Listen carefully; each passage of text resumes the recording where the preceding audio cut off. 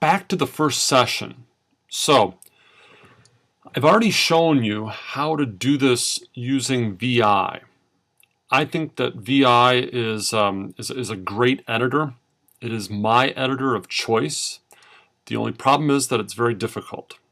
It's difficult to learn. Once you get the hang of it, you will love it, and you will never want to go back to any other editor, I think. But there is a learning curve. So I'm going to show you how to use evim.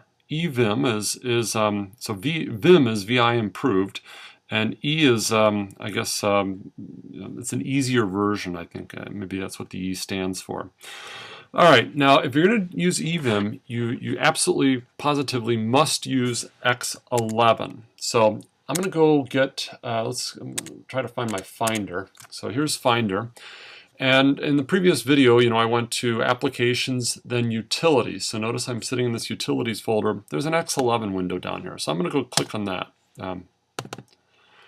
And it takes a second. Not exactly sure where it is. Okay, it's off in my other window, so let me drag that down. And so here is Xterm. Now, we have to go through roughly the same steps that we went through before. So I'm going to now connect to this remote computer called Harden. So we're going to do an SSH. One small difference, I'm going to do a -X, which means that I want to do an X11 session. I don't want just a basic terminal session, I want one of these X11 sessions. So ecm@harden.it.northwestern.edu.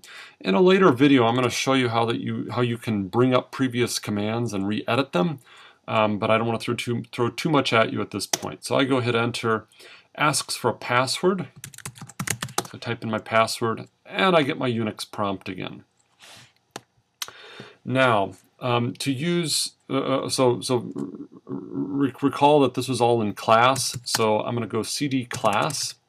cd class takes me to this class directory. If I do an ls, we see siegel.sas in the list in the log file, which we had before. I'm going to do this again. Now I've already got siegel.sas, but we'll just type it again using evim. So evim, and we'll call this siegel2.sas. And it's going to take a second. And it created a window up above, so let me bring it down. This is much more what you're used to. So it has pull-down menus. And we can just start typing here. I'm not going to do the whole thing since you've already seen me type it. Libname sscc. Color change there is a little bit annoying. And it looks like I have a mistake, so I have to use the arrow key now to go correct. It's not libaim, it's libname. And I'll go over to the end of the line, and then I can do, proc contents.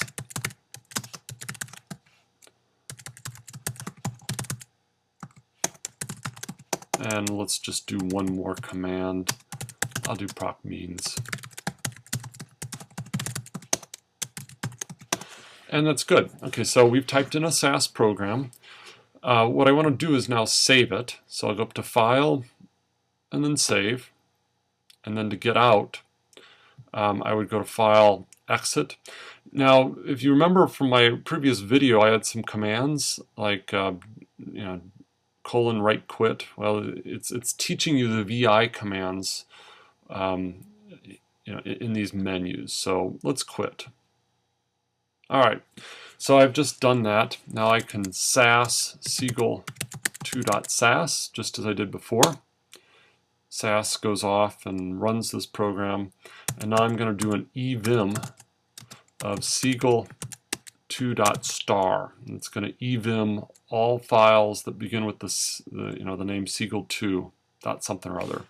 Except it looks like I misspelled it. Let me go fix that. And then we start up a new Vim session, and you want to go through this file and look for, actually don't try to do a two-finger scroll if you're on a Mac. You better go grab the scroll bar. You want to look for any errors, and it looks like it's clean, so we're in good shape. If you want to do a search for errors, you could go up to Edit, Find, I suspect. Yeah. So if we tried to find error,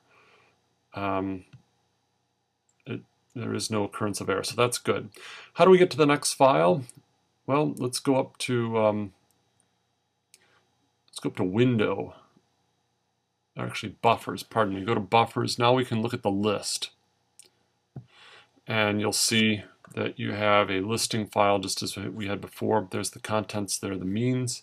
And if you wanted to add the SAS program itself, go up to Buffers and then SQL2.SAS.